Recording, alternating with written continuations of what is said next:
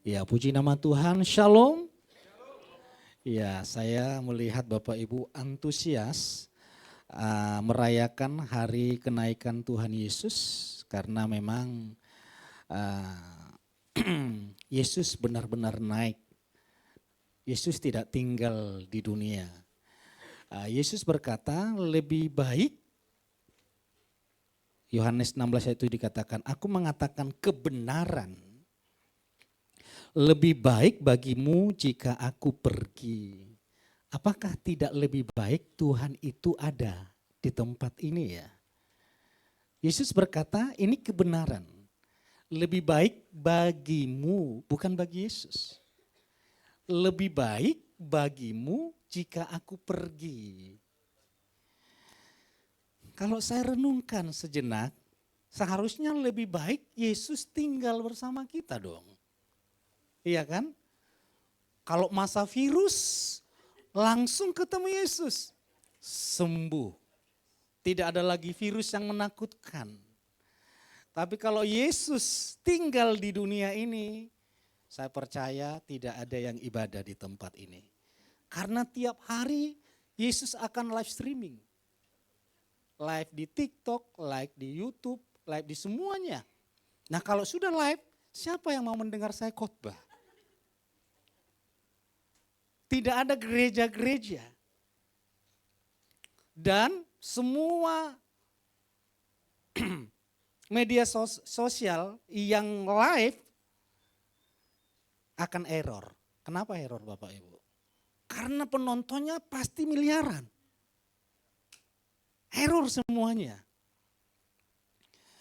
Lebih baik bagimu jika aku pergi. Jika Yesus tinggal di dunia, maka tidak ada gereja di Indonesia. Maka tidak ada orang percaya di dunia.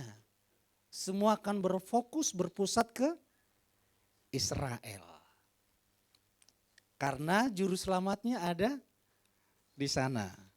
Yesus berkata, karena aku pergi, aku mencurahkan rohku sehingga di Jakarta ada Tuhan. Di gereja-gereja ada Tuhan. Di rumah Bapak Ibu ada Tuhan. Sehingga firman Tuhan berkata, kiri kananku ada Tuhan. Terus sekelilingku ada Tuhan. Dalam hidupku ada Tuhan. Yesus, kalau Yesus pergi. Kalau Yesus ada di dunia ini, bagaimana Yesus bersama kita? Yesusnya ada di Israel. Berguna bagimu, berguna bagi gereja Tuhan, untuk kita bisa alami Tuhan dimanapun kita berada. Bahkan ketika Yesus naik ke surga, boleh dibuka slide-nya. Sama-sama kita baca, 1, 2, 3. Sesudah dia menderita, dia menunjukkan melalui banyak tanda bahwa dia hidup dengan menampakkan diri selama 40 hari kepada mereka dan berbicara tentang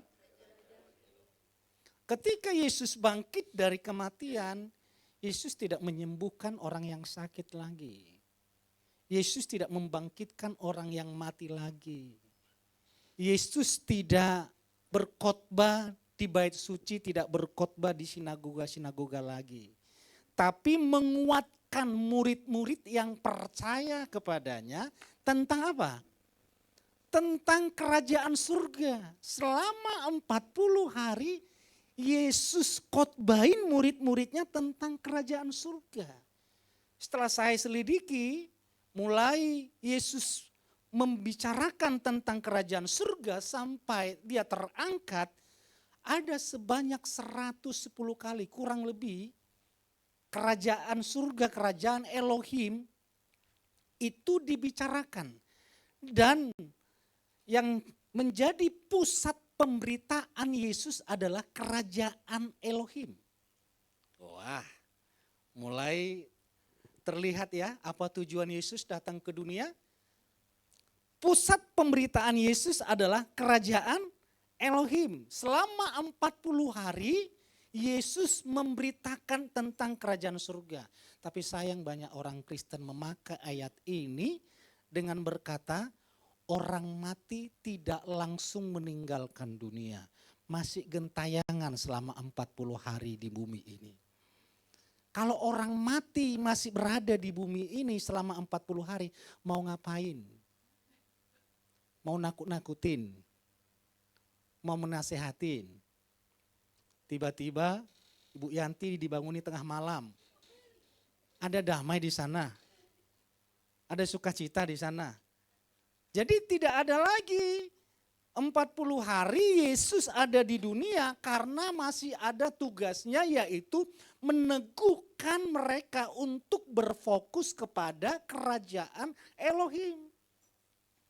Nah, kita akan kupas sesuai dengan tema Kingdom of God, kerajaan Elohim. Lalu kita baca lagi ayat selanjutnya, sama-sama kita baca, 1, 2, 3.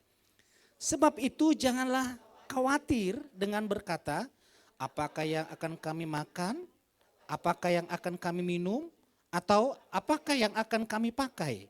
Tetapi carilah terlebih dahulu kerajaan Elohim dan kebenarannya. Maka semuanya itu akan ditambahkan kepadamu. Ternyata Yesus datang ke dunia bukan untuk membuat orang kaya jadi miskin. Bukan itu menjadi fokus utama Yesus. Bukan menyembuhkan orang yang sakit dan sembuh, tuli mendengar, buta melihat, bisu berkata-kata, mati dibangkitkan. Itu semua untuk menarik jiwa-jiwa untuk datang kepada Yesus dan dengarin Yesus khotbah tentang kerajaan Elohim. Jadi semua itu pemanis saja. Bukan tujuan utama Yesus menyembuhkan orang sakit. Itu hal yang sederhana. Karena itu Yesus berkata, jangan engkau khawatir. Pada kenyataannya banyak orang Kristen yang masih khawatir. Bagaimana anakku? Bagaimana tempat tinggalku? Bagaimana masa depan anak-anakku ketika jadi orang tua, bagaimana anakku ini masih kecil, belum bisa ditinggal-tinggal. Setelah anaknya bisa sekolah, bagaimana pergaulan anakku di sekolah. Setelah anaknya lulus sekolah, bagaimana anakku nanti kerja. Setelah anaknya kerja, bagaimana nanti anakku mencari masa depannya, pendamping hidupnya. Banyak hal-hal yang dikhawatirkan. Lihat Bapak Ibu, cobaan pertama yang dialami oleh Yesus adalah tentang makanan. Iblis mencoba Yesus soal makanan. Iblis tahu Yesus lapar. 40 hari 40 malam tidak makan. Biasanya ya Bapak Ibu, survei membuktikan orang yang lapar emosinya tinggi. Jangan disenggol, jadi harimau nanti. Orang yang lapar jangan dicandain. Tapi kalau suami pulang kerja kenyang, sudah aman. Tapi kalau lagi lapar, bisa ribut tuh. Yang tidak perlu dipermasalahkan. Karena urusan lapar. Orang rela mencuri. Kalau seorang suami tidak melihat ada beras, ada makanan, anaknya kelaparan, istrinya kelaparan, apapun akan dilakukan seorang suami demi perutnya kenyang. Karena itu banyak pencurian, banyak korupsi demi mengamankan makanannya. Tapi Yesus berkata, soal makanan, nih saya kasih makan 5.000 orang. Saya kasih makan 3.000 orang. Orang yang datang kepadaku tidak akan aku biarkan kelaparan. Soal makanan berkali-kali bukan satu kali, berkali-kali Yesus menunjukkan yang datang kepadanya makan beramai-ramai. Karena ini yang menjadi pokok permasalahan manusia.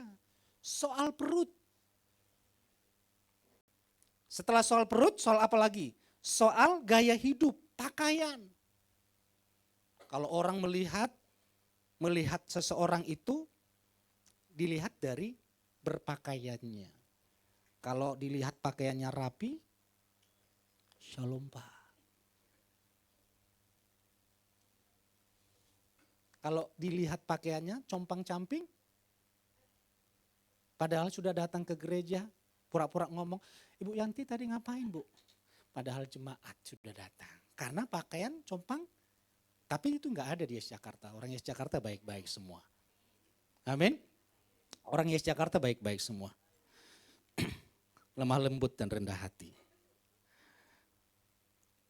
Yesus berkata, janganlah kamu khawatir tentang hal itu semua itu ditambahkan.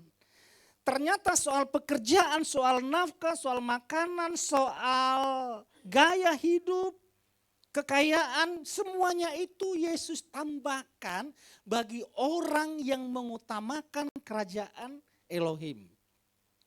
Mari kita lihat lagi apa yang dimaksudkan oleh Rasul Paulus, sama-sama kita baca. 1, 2, 3.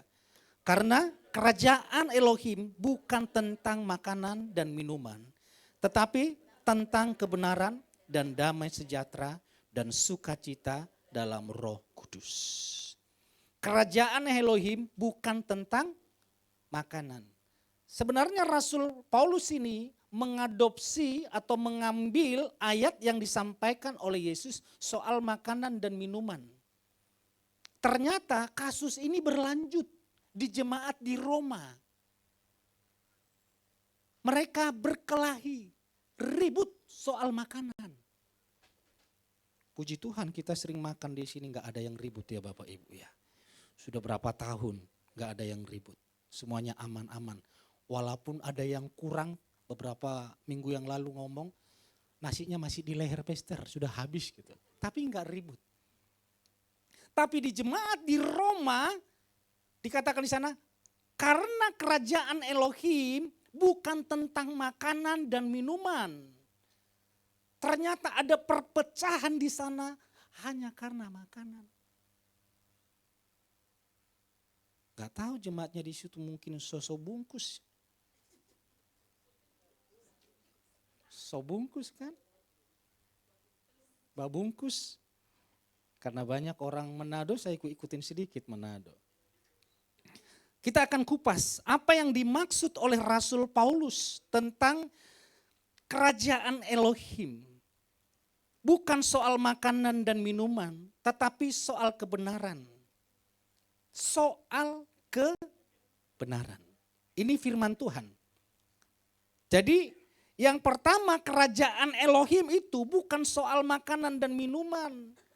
Saya berdoa tidak ada yang berdebat soal makanan. Berdebat soal minuman. Saya waktu pulang kampung 5 tahun saya tidak pulang kampung. Yang pertama sekali saya orang Batak. Yang pertama sekali, kamu mau lulus enggak? Kamu boleh makan ini enggak? Sediakan semuanya, saya sikat. Apa yang ibu bapak makan, saya makan. Kalau bapak tidak makan, saya tidak makan. Karena saya datang di sini tidak membahas soal makanan. Saya mau menyampaikan kabar baik dari Tuhan Yesus. Sering sekali orang ribut soal makanan, soal makeup, soal alis. Mau alisnya cetar membahana biarin saja. Itu hal-hal yang sekunder, bukan hal yang inti. Kalau saya di rumah, istri mau masak apa silakan, saya enggak pernah ribut. Yang penting ada sambal. Mau telur, mau tempe, apapun makanannya, yang penting ada sambal. Mau air putih enggak jadi masalah, yang penting air putih itu panas, ada warnanya, ada gulanya. Sama aja. Serius banget dengarnya. Artinya hal-hal yang sekunder itu tidak perlu didebatkan.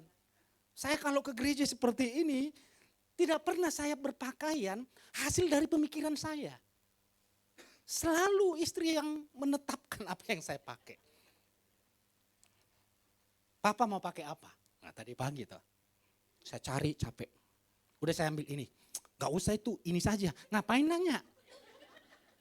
Papa mau pakai apa? Sudah saya cari, enggak ada. Ini enggak ada. Saya cari, ini enggak ada.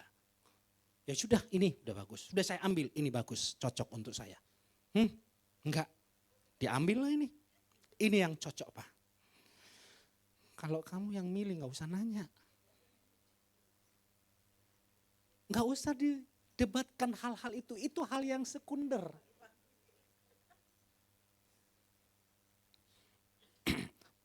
Jemaat di Roma itu terdiri dari dua.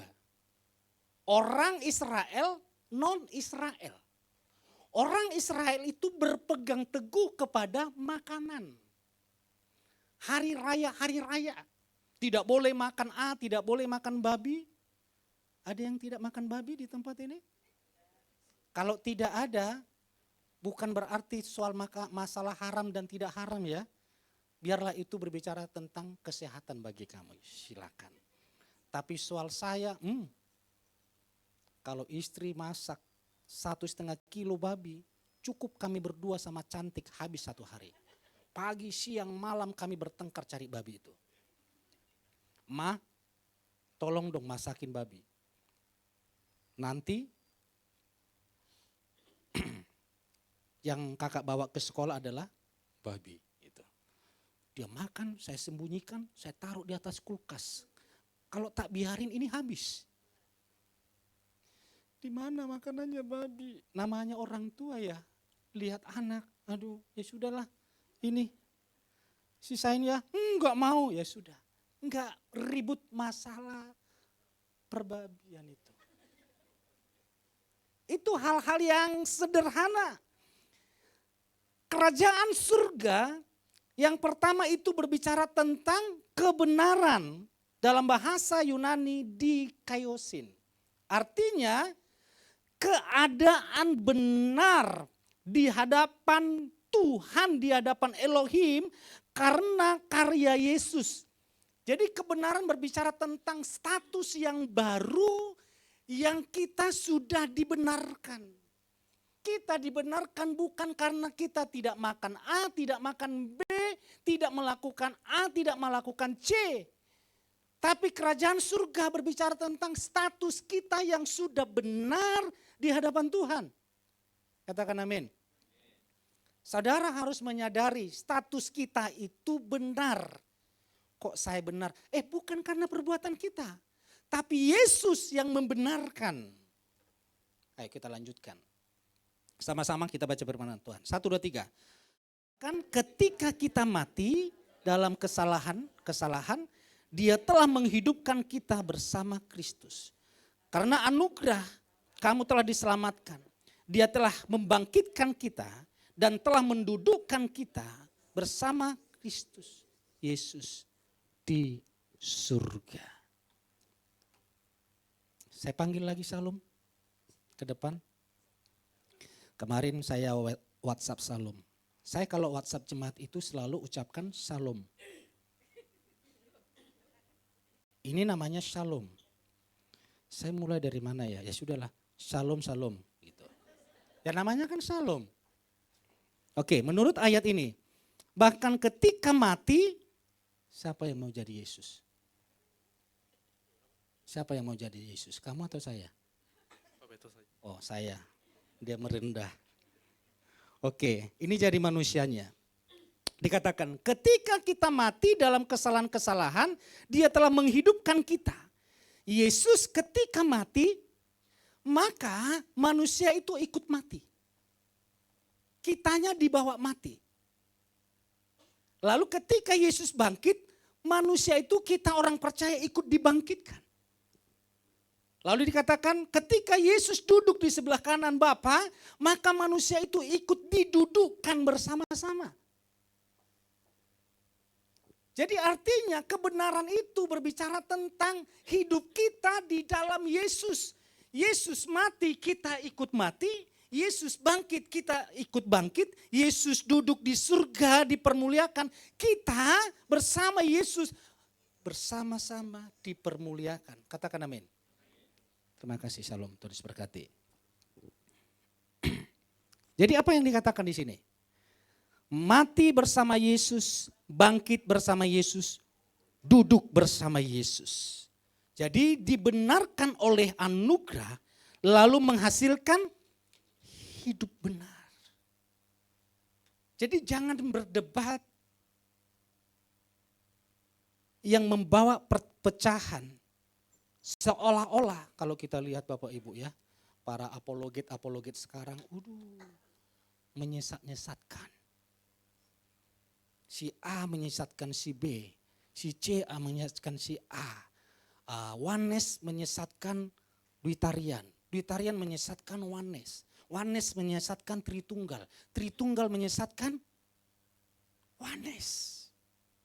Sesama anak Tuhan menyesat-nyesatkan, seolah-olah mereka yang memegang kunci kerajaan surga. Mereka tidak tahu yang memegang itu Petrus. Kan Yesus yang berkata, Petrus di atas batu karang ini aku mendirikan jemaatmu. Kunci kerajaan surga aku berikan kepadamu. Seharusnya mereka datang ke Jakarta kan.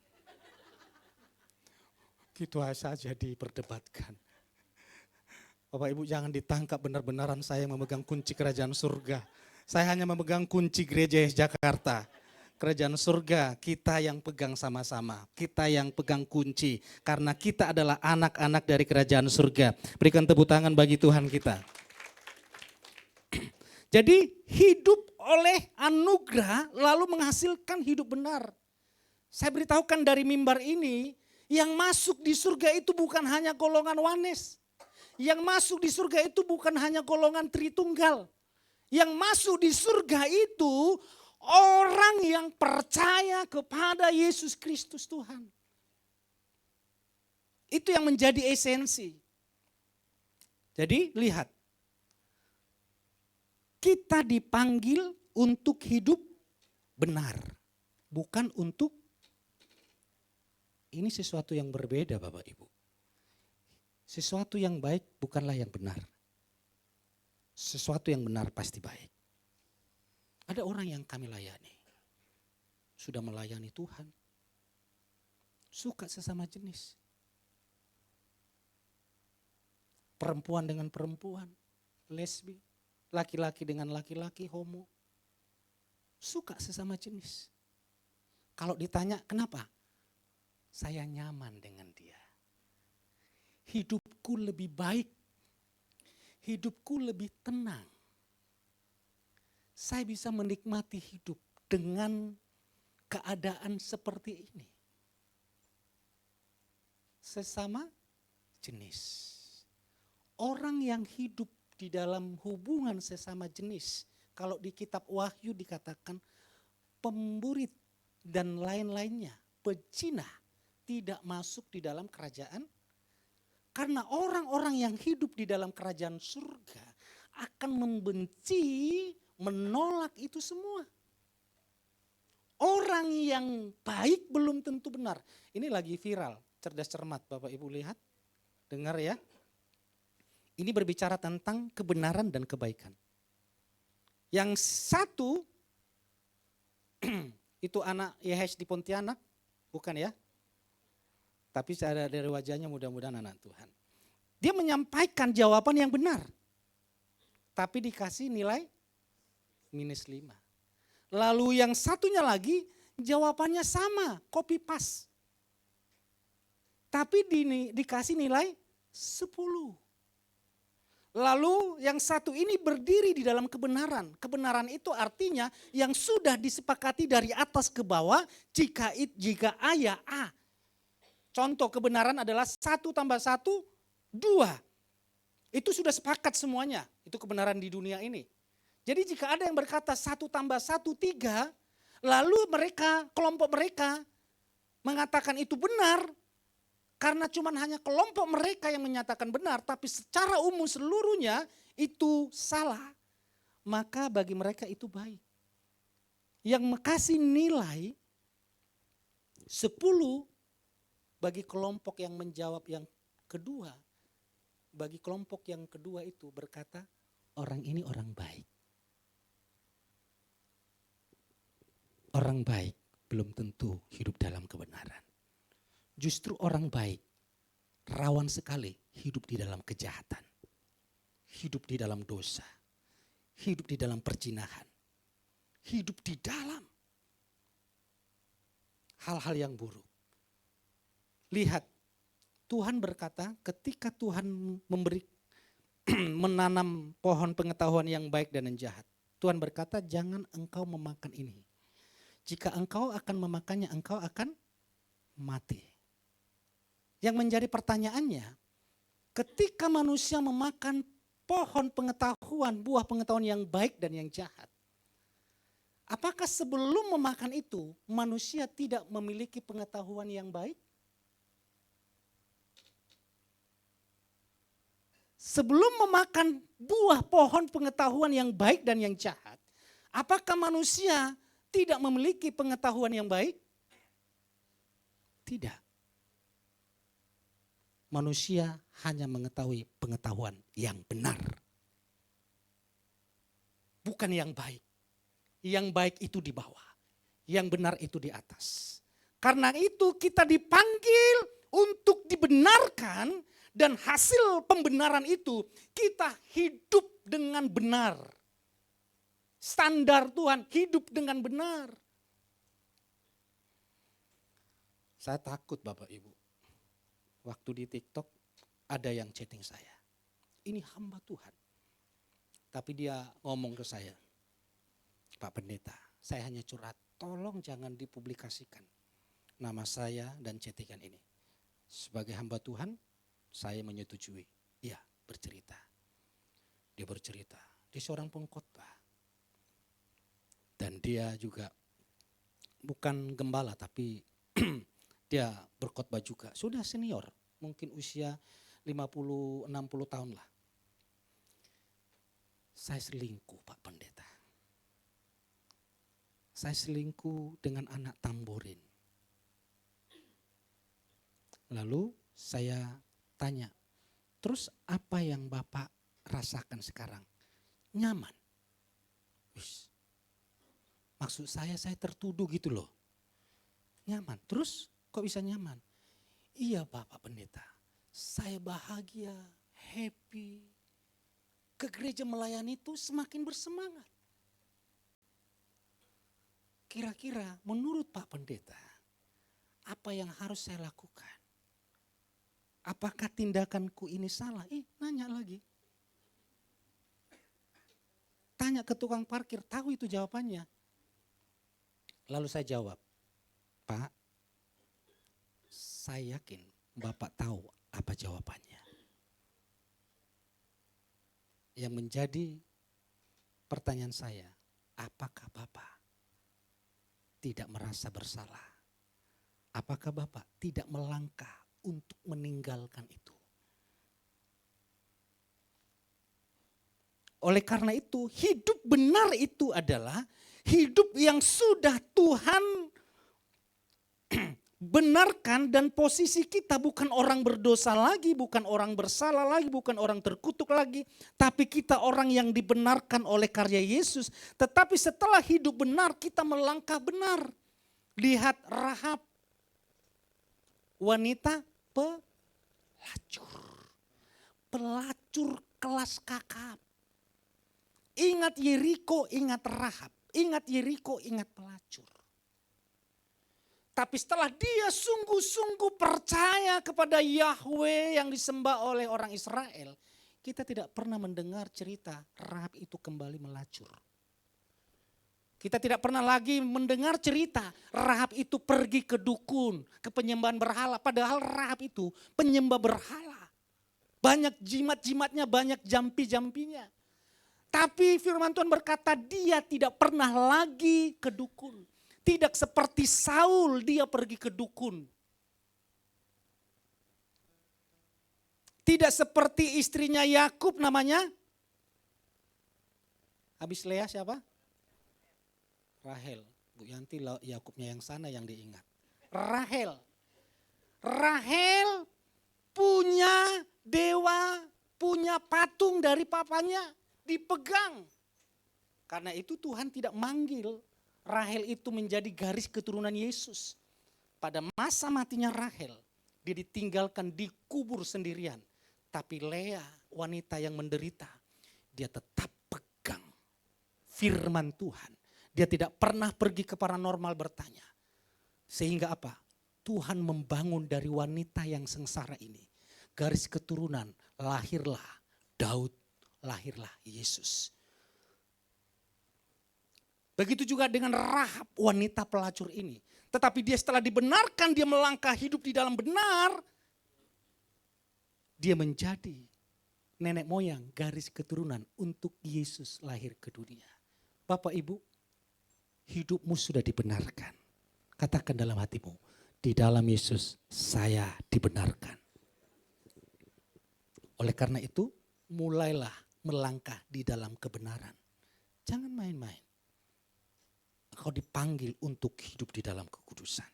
Hidup di dalam benar. Bukan untuk hidup baik, tapi untuk menyatakan kebenaran firman Tuhan. Selanjutnya, kerajaan surga itu berbicara tentang apa? 1, 2, 3. Karena kerajaan Elohim bukan tentang makanan dan minuman, tetapi tentang kebenaran dan damai sejahtera. Yang kedua adalah damai sejahtera. Dalam bahasa Yunaninya, dalam bahasa Ibraninya, shalom. Jadi shalom itu damai sejahtera. Mudah-mudahan shalom yang di sini membawa damai sejahtera. Ya. Dan sudah membawa damai sejahtera. Dalam bahasa Yunaninya, iren. Artinya keutuhan, keharmonisan, relasi. Jadi walaupun di tengah badai, walaupun di tengah masalah, dia alami pribadi yang utuh. Jadi shalom itu, damai itu bukan hidup tanpa masalah. Damai dari Tuhan itu bukan berarti tidak ada persoalan. Tidak. Kalau Bapak Ibu hidup tanpa ada persoalan, hanya ada tempatnya di surga. Ada yang cepat-cepat ke surga? Berarti Bapak Ibu masih ingin hadapi masalah. Damai artinya walaupun di tengah badai, walaupun di tengah masalah, dia tetap percaya bahwa Tuhan ada, bahwa dia percaya bahwa di dalam kelemahannya kuasanya sempurna. Jadi damai sejahtera. Yang kedua, damai sejahtera mencakup damai dengan Elohim. Damai dengan sesama dan damai dalam hati. Saya waktu kuliah, ada dosen saya setiap lihat wajah saya selalu ngomong bersama gembala yang di Bekasi sana. Selalu ngomong, wah seram. Setiap masuk. Saya nggak suka dosen ini masuk.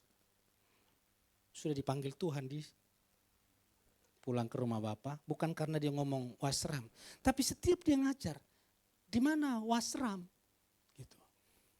Katanya wajah kami wajah tak bersahabat. Kalau di gereja tidak cocok jadi gembala, tidak cocok jadi aser.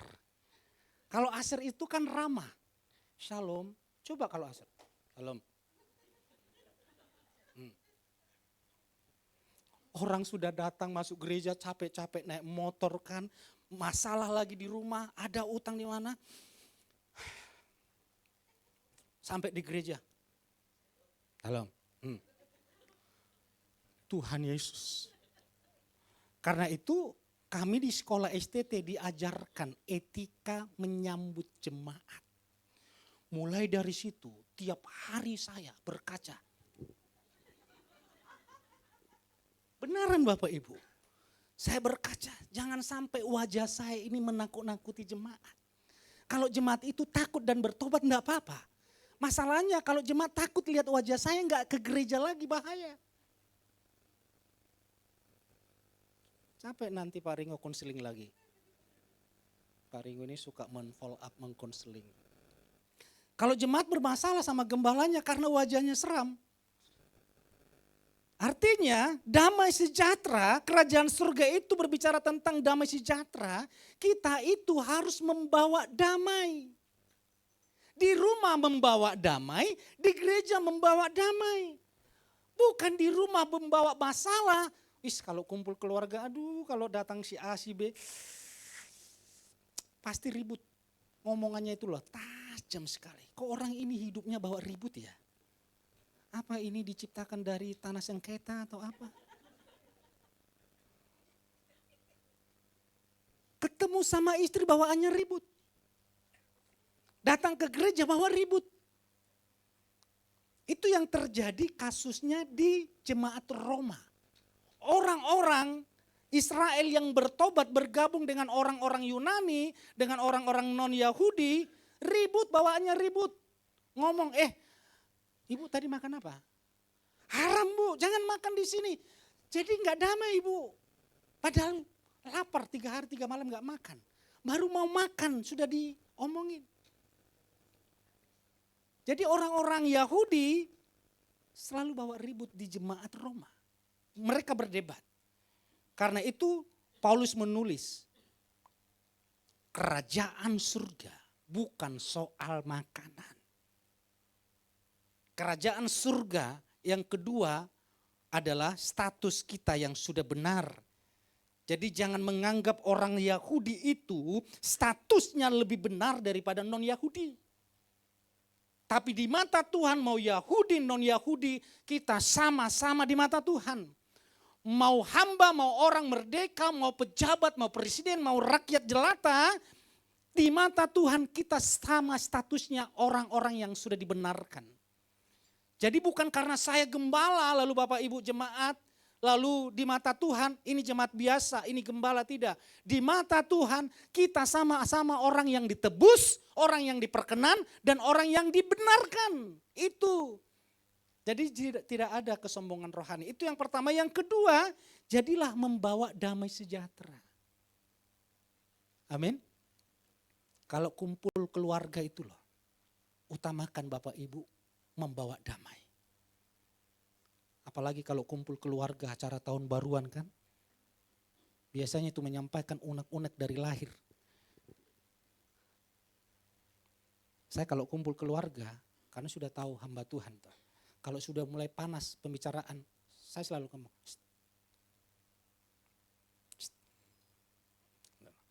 Kurang kenceng lagi. Sudah. Supaya damai. Jadi orang Kristen itu membawa damai. Kalau enggak ada Bapak Ibu enggak asik. Kalau enggak ada Bapak Ibu, komunitas itu tegang. Tapi kalau ada Bapak Ibu, wah, ada yang datang ya. Kalau kumpul-kumpul, kalau orang ini enggak ada kering. Kalau orang ini ada selalu ada makanan. Oh, pembawa damai melalui makanan.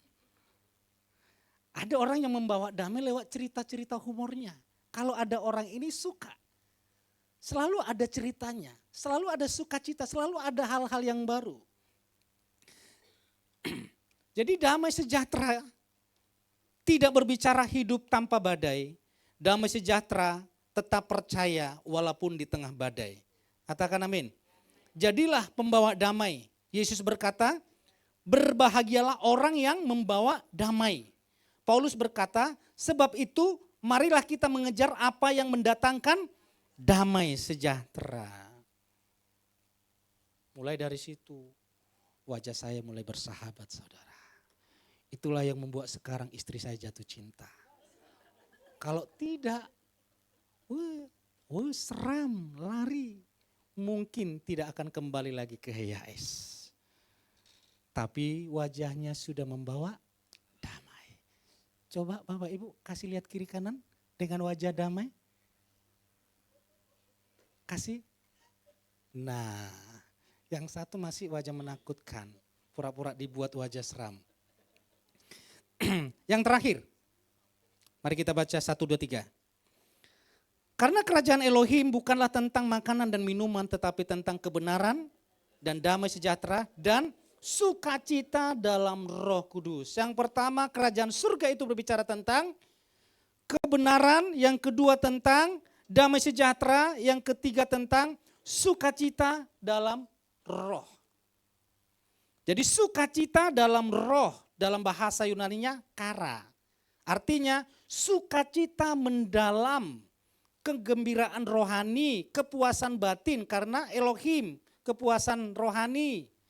Jadi sukacita itu tidak tergantung dari apa yang kita miliki. Kalau sukacita dunia itu tergantung dari situasi. Kalau tanggal muda, sukacita. Senyum tiap hari dari pagi sampai malam. Kalau tanggal tua mau dibuat cerita yang lucu-lucu, susah senyum. Karena sukacitanya tergantung uang. Tapi sukacita orang Kristen bukan tergantung apa yang dari luar.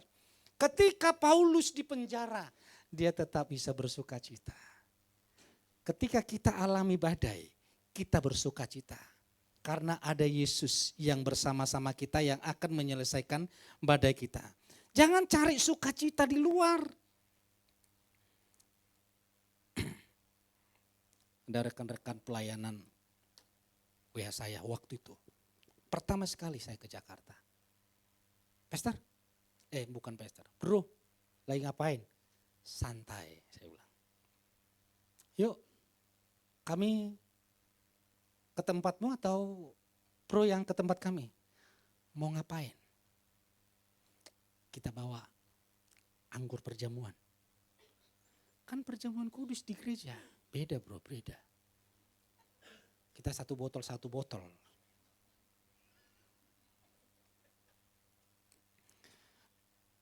Lalu kenapa masih gitu-gituan? Datang temannya. Jangan ajak Pak Petrus. Hidupnya itu lurus-lurus. Gak mau diajak yang gitu-gituan. Karena menaruh sukacita itu di minuman. Kalau minum berarti sudah merasa sukacita. Orang Batak berkata, Isirroa, horroa, aurroa. Roa kita sudah. Merasa tenang, bersukacita kalau sudah mabuk. Tapi orang Kristen sukacitanya bukan di minuman, sukacitanya bukan di harta, sukacitanya bukan di kerjaan, sukacitanya bukan di posisi, sukacitanya adalah kebenaran di dalam Yesus. Kebahagiaan kita tidak ditentukan oleh keadaan dunia. Apalagi keadaan dunia sekarang menakutkan ya Bapak Ibu ya. Bahkan para hamba-hamba Tuhan banyak memprediksikan sampai tahun 30 keadaan kurang stabil. Nah, kalau Bapak Ibu mengikuti apa yang dikatakan orang-orang itu, lalu hilanglah sukacita Bapak Ibu, maka sukacitamu ditentukan apa yang dari luar. Kalaupun terjadi musim kelaparan, Tuhan sanggup memelihara Abraham di musim kelaparan. Kalaupun terjadi musim resesi, Tuhan sanggup memelihara Elia di musim kelaparan. Tidak ada air, tidak ada makanan, Elia bisa makan 2 kali sehari makan daging. Sementara yang lain jangankan daging, minum air putih pun susah. Karena apa? Karena orang yang dipelihara Tuhan, hidupnya tidak tergantung apa yang terjadi dari luar. Tapi hidup kita ditentukan apa yang dari dalam. Dari dalam kita ada kebenaran firman Tuhan. Katakan amin. Pemain musik boleh maju ke depan. Jadi kesimpulannya adalah tanda orang yang hidup dalam kerajaan Elohim adalah kebenaran. Hidup benar di hadapan Elohim dan manusia. Kita sudah dibenarkan, hiduplah di dalam kebenaran. Jangan di dalam perjinahan, jangan di dalam perselingkuhan. Karena hidup kita memancarkan kebenaran Kristus. Yang kedua, damai sejahtera membangun relasi yang harmonis dan mempersatukan. Jadi kehadiran kita membawa damai sejahtera. Bukan pemecah belah, bukan membawa pertengkaran, bukan membawa permusuhan. Tapi kehadiran kita di sana membawa damai sejahtera dari Yesus Kristus. Yang ketiga adalah sukacita dalam Roh Kudus. Artinya memiliki sukacita rohani yang tidak tergantung oleh keadaan. Amin. Yesus selalu fokus tentang kerajaan surga. Dan kabar baiknya, kerajaan surga itu sudah ada di bumi ini. memang belum sempurna. Nanti ketika Yesus datang yang kedua, baru seutuhnya sempurna kerajaan surga itu. Tapi sebelum Yesus datang kedua, marilah kita hidup sebagai warga surga. Sebagai orang yang hidup di dalam kerajaan surga. Jangan kita hidup di dalam keadaan dunia, mengikuti situasi dunia. Yesus pergi sebentar dan akan datang kembali. Seperti orang tua memesankan kepada anaknya, mama akan pergi,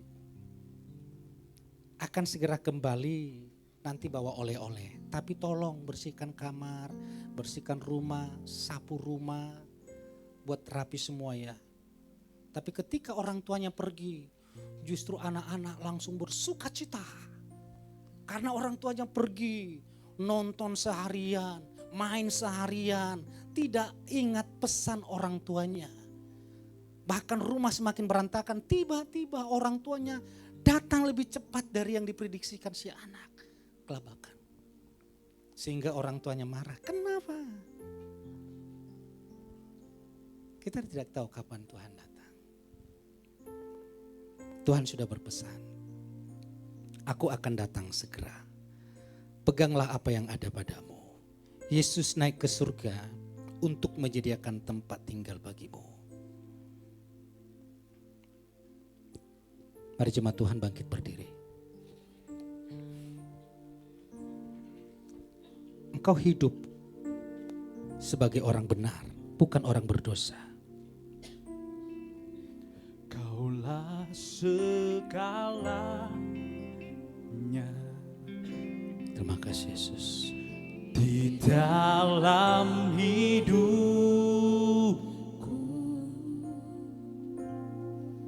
kerajaanmu, kebenaranmu, itu bagianku.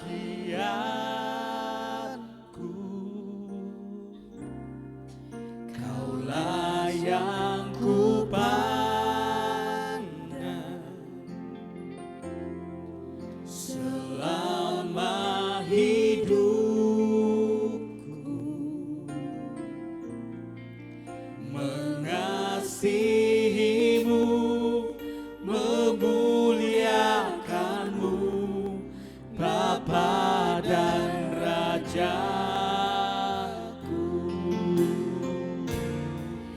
Kaulah segalanya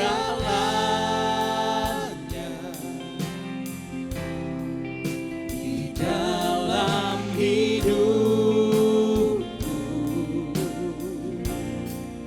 kerajaanmu, kebenaranmu, itu bagianku. Kaulah yang ku pandang selama hidupku, mengasihimu, memuliakanmu, Bapa dan Rajaku. Mari jemaat Tuhan katakan. Kau Bapa yang mengasihi. Jemaat Tuhan katakan.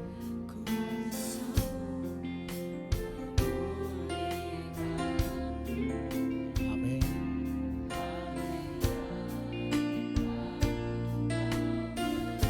Yes. Untukku dapat melihat rencana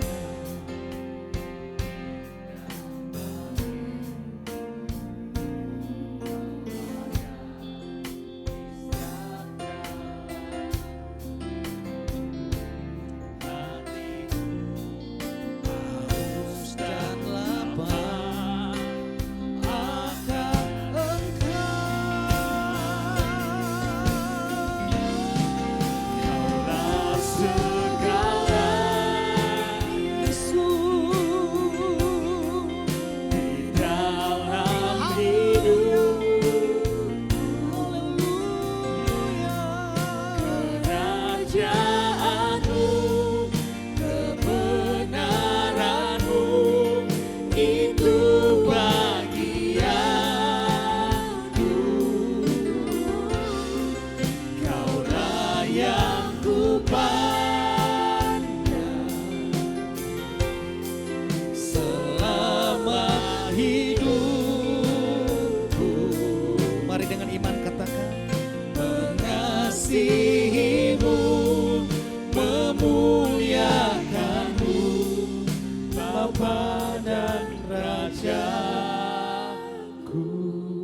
pahami, engkau orang benar.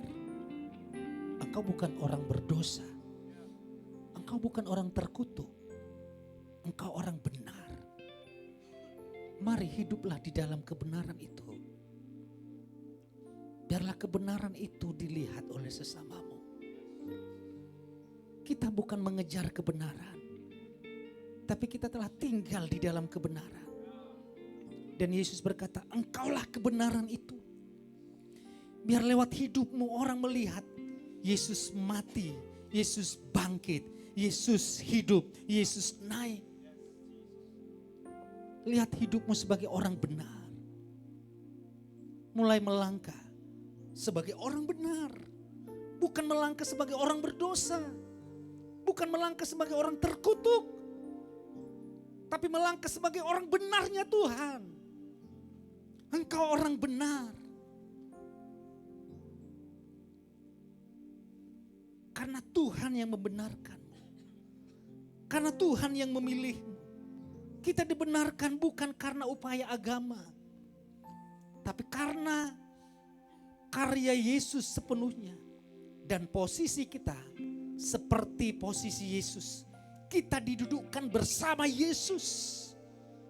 Seperti Yesus dipermuliakan, demikian kita dipermuliakan. Di mana Yesus berada, di situ kita berada. Hiduplah sebagai orang benar itu. Mulai sekarang, mari melangkah sebagai orang benar. Jika kemarin perbuatan kita bukan mencerminkan orang benar, masih hidup suka sesama jenis, masih hidup di dalam perzinahan, masih hidup di dalam penipuan, masih hidup di dalam yang buruk. Firman Tuhan berkata siang ini, engkau orang benar. Bangkitlah, engkau orang benar. Bangkitlah, engkau orang benar. Hiduplah di dalam kebenaran.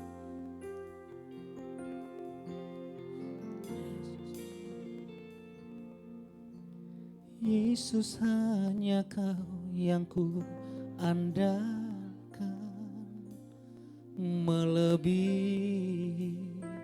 siapapun juga. Jika engkau sulit keluar dari keadaan buruk, andalkan Yesus. Andalkan Yesus. Di setiap waktu tiada lain yang ku andalkan. Anak muda, engkau orang benarnya Tuhan.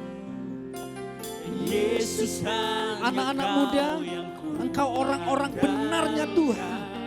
Hiduplah di dalam kebenaran. Siapapun juga, Yesus hanya kau yang ku percaya.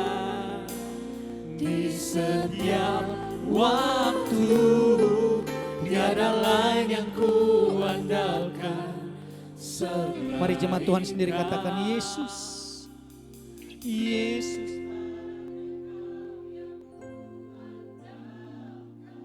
Mari andalkan Yesus. Untuk berjalan di dalam kebenaran yang sudah anugerahkan. Kita butuh pribadi Yesus.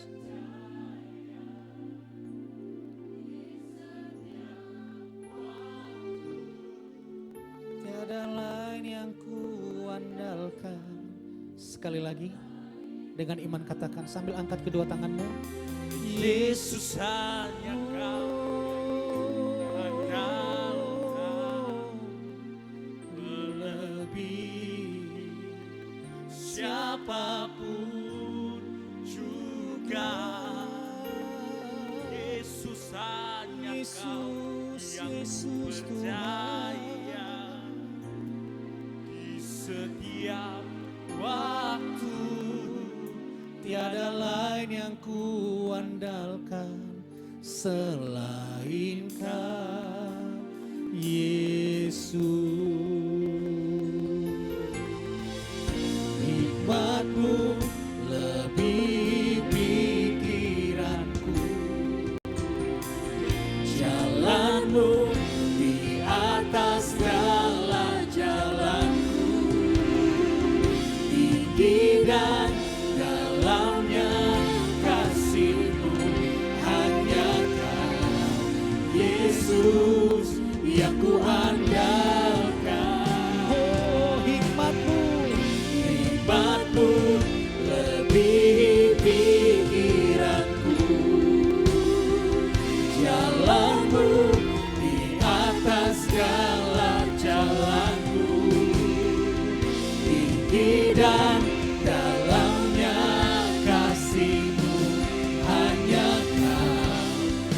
Yesus yang kuandalkan.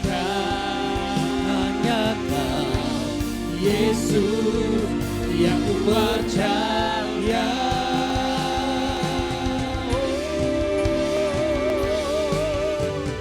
Yesus hanya Kau yang ku andalkan, melebihi siapapun juga.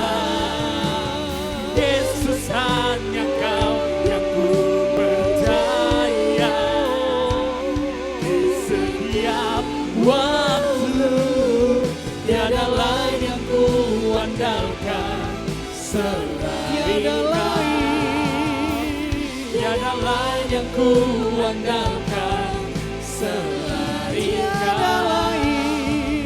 Tiada lain yang ku andalkan selain Kau, Yesus.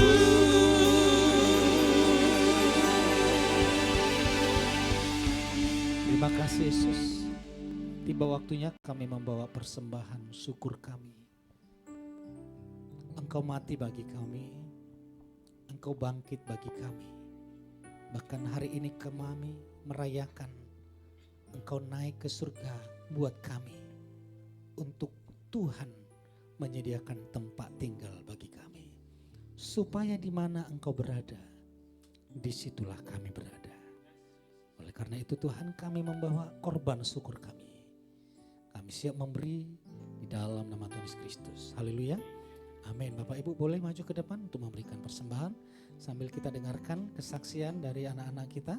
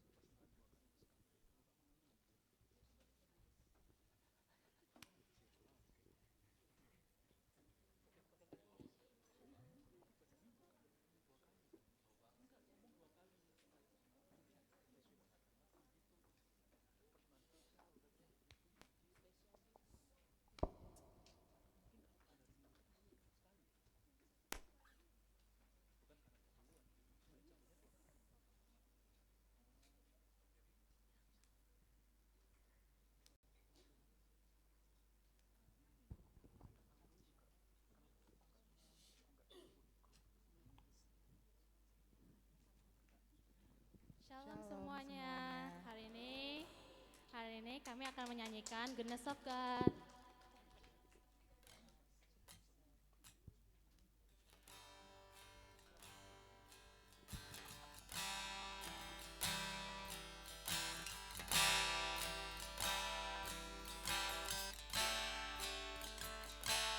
Love you, Lord. Oh, your mercy never fails me.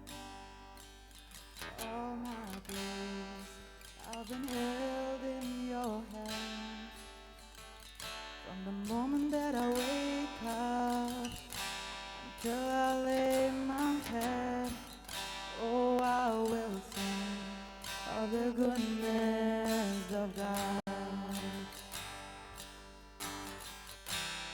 All my life you have been faithful,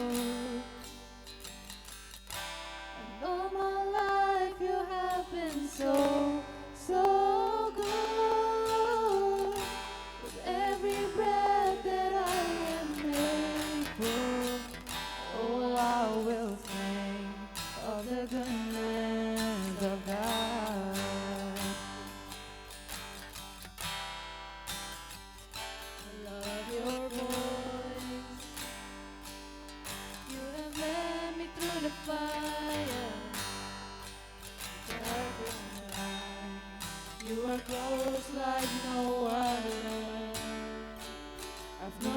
a father.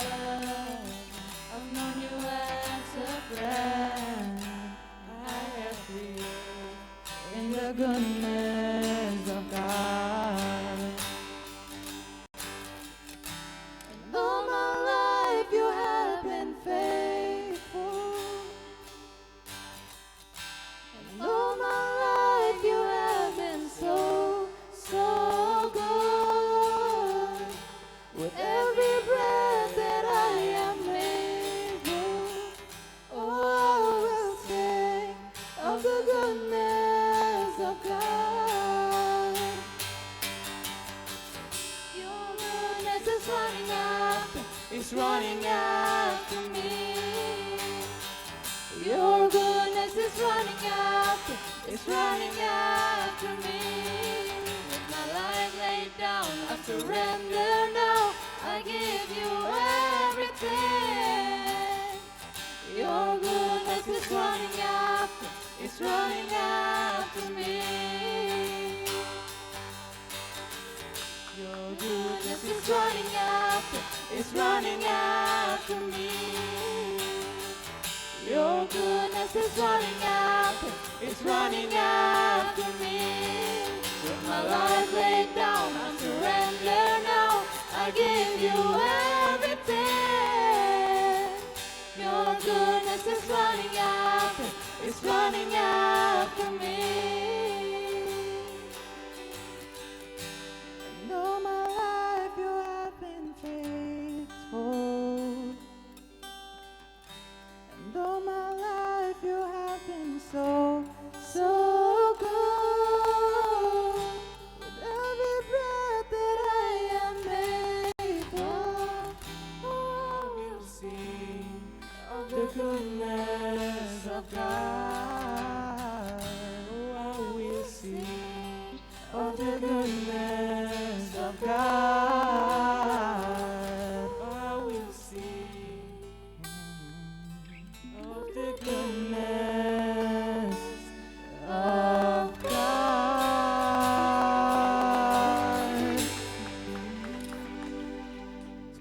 Seberapa banyak Bapak Ibu yang terberkati oleh ibadah hari ini dan pujian penyembahan dinaikkan pada hari ini, bilang ke samping kanan kirimu, katakan, hari Minggu kita datang lagi. Mungkin ada jemaat baru untuk yang baru pertama kali hadir di tempat ini hari ini, mungkin boleh angkat tangan untuk jemaat baru yang baru pertama kali hadir. Ada satu orang di sana. Ada lagi mungkin Bapak Ibu? Oke. Semua adalah jemaat yang setia. Untuk yang baru pertama kali hadir, kami ucapkan selamat datang dan kita semua adalah satu keluarga. Saya undang Bapak Ibu sama-sama kita bangkit berdiri, kita mau mengakhiri ibadah ini dengan sukacita.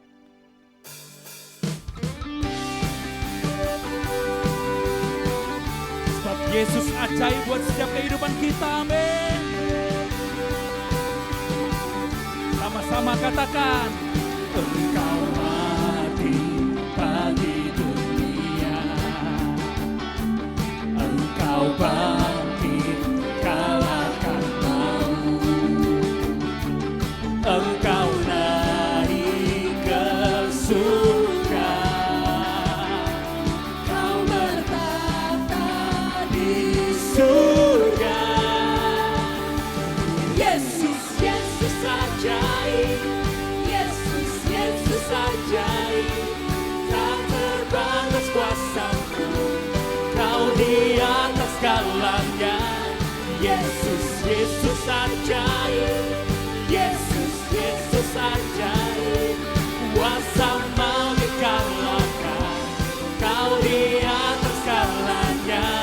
Yesus,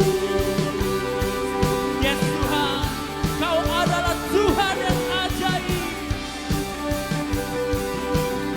Mari sama-sama katakan, Engkau mati, Engkau mati bagi dunia, Engkau bangkit kalahkan maut, Engkau naik ke surga, Kau bertata di surga. Yesus,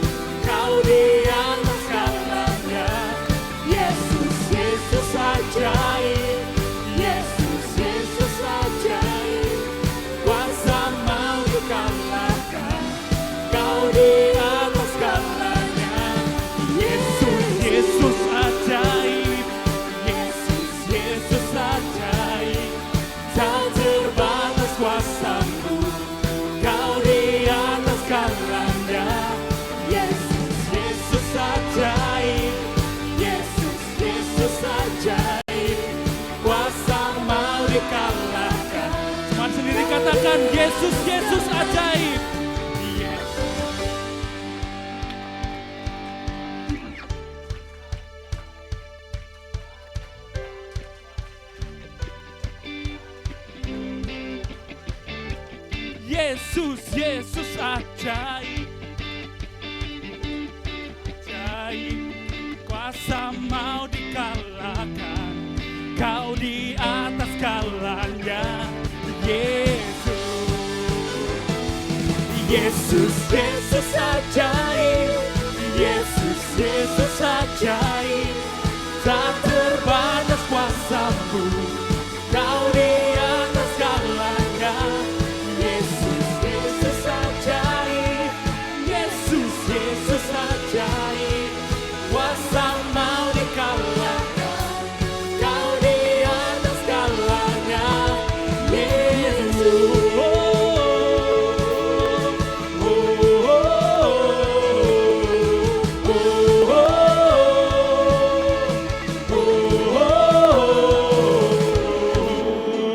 Tepuk tangan bagi Tuhan kita, mari angkat tangan kita tinggi-tinggi bagi Tuhan. Hari ini hari kebangkitan Tuhan Yesus, mari kita angkat tinggi-tinggi tangan kita. Kita agungkan namanya, katakan, Yesus, Yesus ajaib. Yesus, Yesus ajaib. Jemaat Tuhan sendiri katakan. Tak terbatas. Mari lambaikan kedua tangan kita bagi Yesus. Yesus, Yesus ajaib. Yesus, Yesus ajaib. Kuasa mau dikalahkan. Kau di atas Lebih keras lagi bagi Tuhan. Yesus, Yesus ajaib. Yesus, Yesus ajaib. Tak terbatas kuasamu. Kau di atas segalanya. Yesus, Yesus ajaib. Yesus, Yesus ajaib. Kuasa mau dikalahkan. Kau di atas Jemaat Tuhan sendiri segalanya. katakan, Yesus, Yesus aja. Jemaat Tuhan.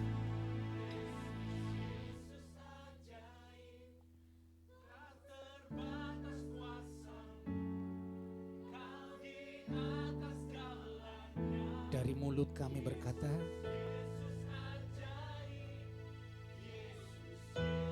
Yesus.